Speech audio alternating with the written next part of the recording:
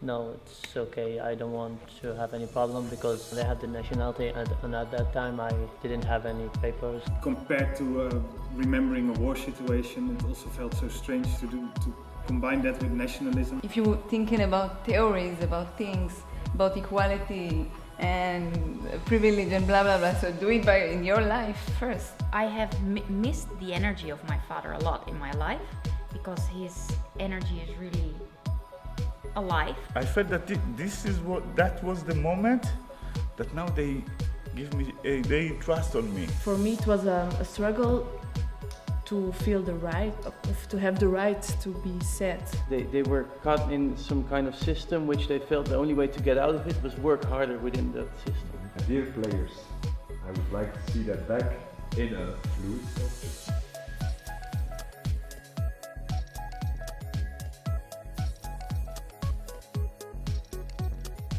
They told us that there is a war coming between Lebanon and Israel.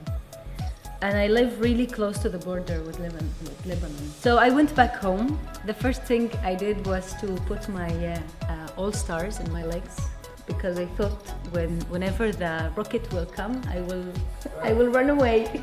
And then I hear a whistle like a stupid.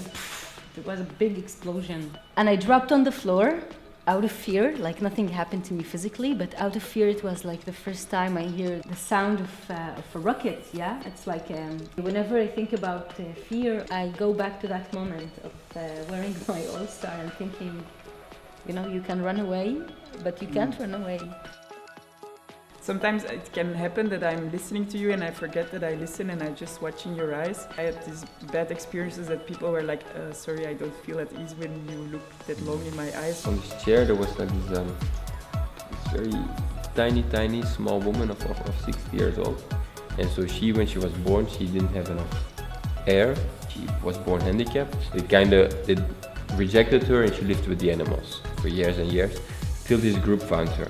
Even though I didn't have anything to do with this, you know how important women are in your life. And then there was this moment, this teacher from Uganda stood up and it was like, okay, in the name of all the men, I want to apologize.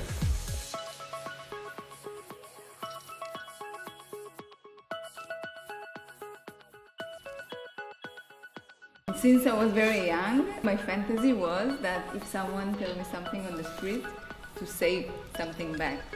But I never had like the courage to do that. A few years ago, me and my boyfriend, we go down from our house. And the moment we separate, someone came with a car, very old man, and started to tell me things. Oh, blah, blah, blah.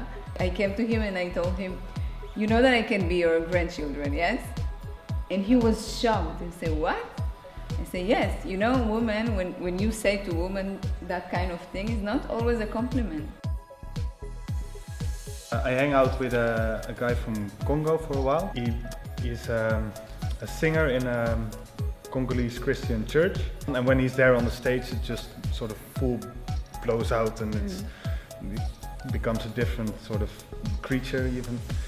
At one day I tried to call him and that didn't work out. And then eventually I found out that he was imprisoned. He could be deported every moment. And he was himself very relaxed about it. Difficult for me to relate, but it was nice to see how he still was there with quite a lot of strength. It's in God's hands.